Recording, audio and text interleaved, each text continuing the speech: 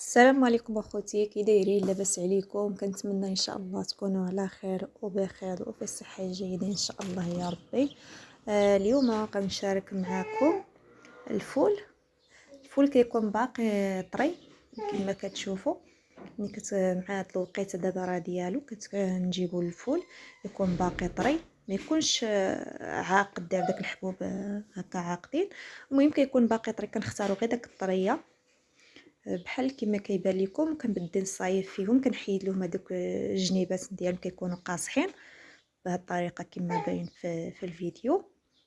صافي كنبقى نستمر على هذه الطريقه هذه حتى كنحيد هذيك الكميه كامل. من قبل الفول من طبيعه الحال كنكونوا غاسلينه دايرينه في شي شبكه هكا ولا المهم نعاودو نمسحوه هكا بشي كتانه نقيه. صافي كنبداو نستمروا. هذيك اللي كتشوفوا فيه راه غير الكحوله ديال الفول، ماشي وسخ ولا شي حاجه. صافي كنبقى على هذه الطريقه هذه كنستمر. هاد الفول هادو غنديروهم يعني بجلوفهم كيكون باقيين طريين كما قلت لكم، يكونوا فتيين هاد الفول هادو. وهذوك اللي كيكونوا كبار كن بطبيعه الحال كنستعملوا غير داك الحبوب ديالهم الداخلانيين، وهاد القشره ديالهم على برا كنرميهم. وملي كيكونوا باقيين صغار كنستعملوهم هكا كلهم، كنحيدوا لهم غير داك الجنيبات اللي مع الطرف هذوك اللي كيكونوا قاصحين. صافي غنبقى نستمر على هذه الطريقه هذه حتى نكمل الكميه ديال الفول اللي عندي. الطريقه هذه كتجي زوينه. كنت فايت ليا شاركت معكم الفول يعني هاد مبخرين يعني كندهسوهم غير بالملحه والكمون. هنا غنديروا ليهم طريقه اخرى ان شاء الله. هنا صافي من بعد ما قررت الكميه ديال الفول اللي عندي على الطريقه هذه رقاق. هنا هاد الكسكاس راه عندي خوتي كبير، داكشي علاش بانوا الفول غير شويه. يعني هاد الكسكاس راه ديال المناسبات كيهز كميه كبيره. صافي من بعد ما رديت الفول يتبخروا، هنا غندوز غنصايب ليهم يعني التشرميله ديالهم. وبديت بالربيع كما كتشوفوا كنقرض الربيع. كتحتاج كميه ديال الربيع كبيره حيت هذا الفول مشرمل كتاهم يعني كيبغيو عفوا كيبغيو الربيع بكثره. صافي هنا كنبدا نقطع الربيع، يعني قد ما كثرتوا لي فيهم الربيع كيجيو زوينين. هنا الطريقه كيجيوكم بحال تقريبا بحال البقوله. حتى البقوله كنديروا لها الطريقه هذه.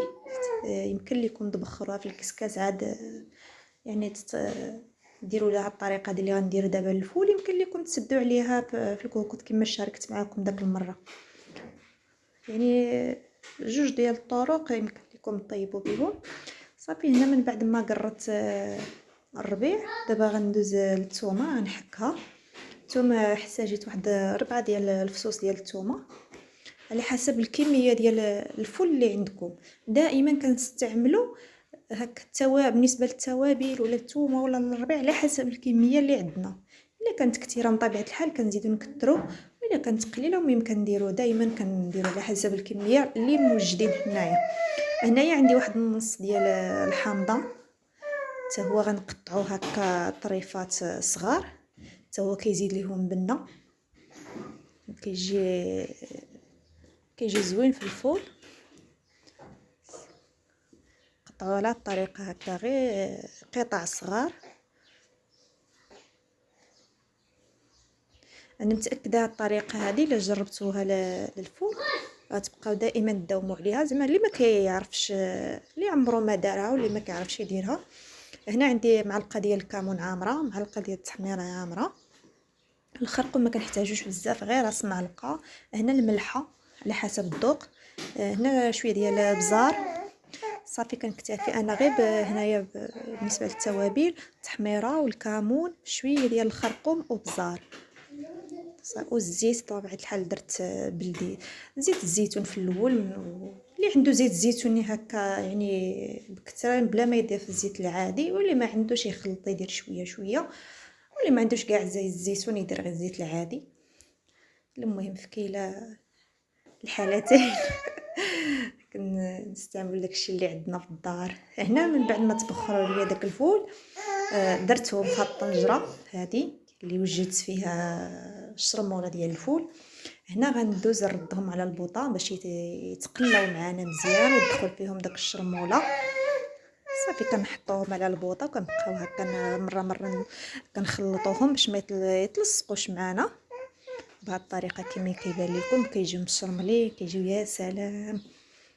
وهذا هو الطبق النهائي ديال الفول ديالنا مشرمل. يمكن لكم تقدموه بوحدهم هكا، يمكن لكم تقدموهم شليضات في طباصل صغار، يعني كما بغيتوا ديروا ليهم. وشكرا لكم، كنتمنى ان شاء الله ينال الاعجاب ديالكم. وشكرا للاخوان والاخوات اللي كينضموا للقناه، جزاكم الله كل خير. الصراحه كتفرحوني بزاف. الصراحه كملي ما كنلقاش الكلمات باش نشكركم والله العظيم.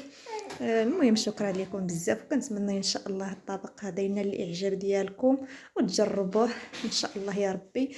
ومع السلامه، في امان الله.